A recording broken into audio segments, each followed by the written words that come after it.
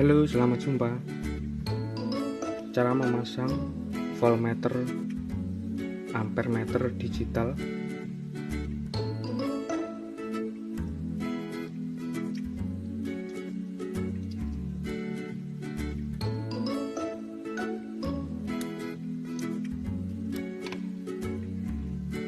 Ini untuk yang 3 kabel.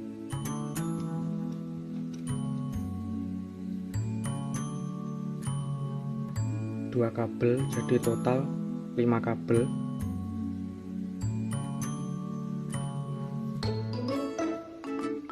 Untuk yang hitam, 2 kabel hitam kita satukan.